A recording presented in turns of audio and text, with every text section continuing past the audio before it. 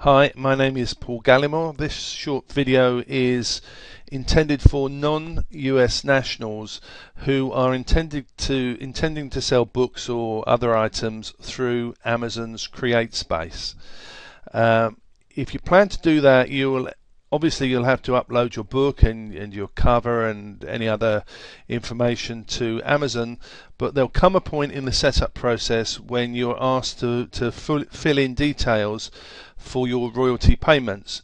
So that will be simple things like your name and address, your bank details, but you will also be asked for a TIN number, a tax identification number. And the purpose of that number is so that Amazon don't have to withhold royalties which otherwise might have to be paid to the American IRS or to tax departments in your own country. So you need this TIN number, and when you look at Amazon's page telling you what the TIN number is, on first sight it looks pretty horrible, and it looks as if you may have reached a major roadblock, because it mentions that if you send the information to them via fax, it may take up to 4 days to process. If you send the information by post, it may take 8 weeks. But they also say you can get the number instantly by calling a number in the States, and they give you that number. Now, the other thing that they supply you with is a sample form. It's an SS4 form, and you can see it on the screen now. And they show you a sample of a filled-in form, and it contains all the questions you're likely to be asked. And it turns out to be a very simple process, although, and this is the purpose of this video, there's a couple of things you might want to know before you make that call. Firstly, the person you're speaking to may have a particularly strong accent, and I'm not talking about a regular American accent, north, south, east or west. I'm talking about, a foreign national to the United States. The person I spoke to was hard to understand, and they struggled to understand me. And so what they were doing is they were basically saying, what do you want me to put in box 1? What do you want me to put in box 4? And so they were expecting that I would have that form in front of me and that I would know the answers to the questions. So if we look now at my sample form here that I have on the screen, the questions you're going to be asked are your name. I think you could cope with that one. Box 4A is your street number and name. 4B is your town and postcode or zip code. Box 6 is the county or state, and you will get asked to spell all of these. Every word you give them you'll end up having to spell.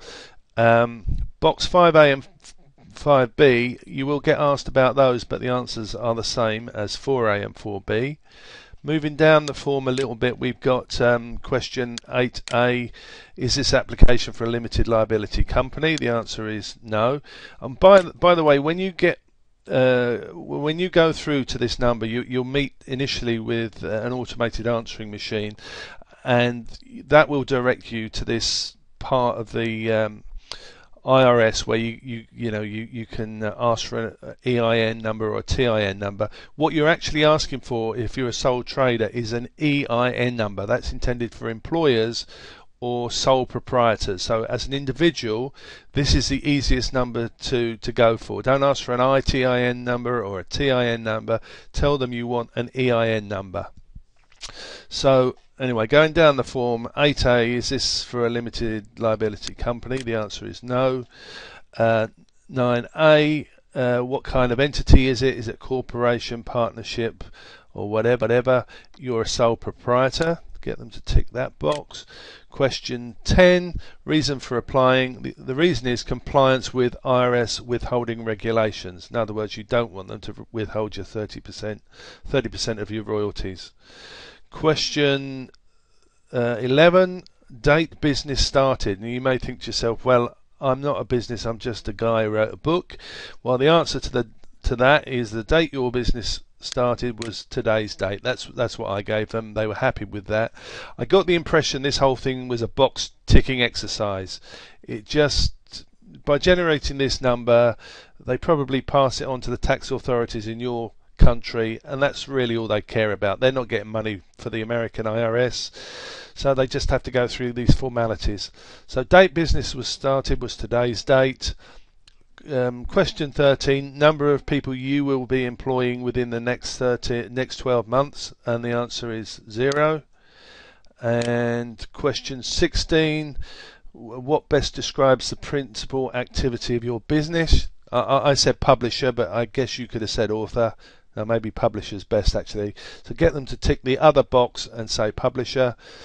Question 17, indicate principal line of merchandise. That's books. 18, has the applicant entity shown on line 1 ever applied for and received an EIN previously? No, I have not.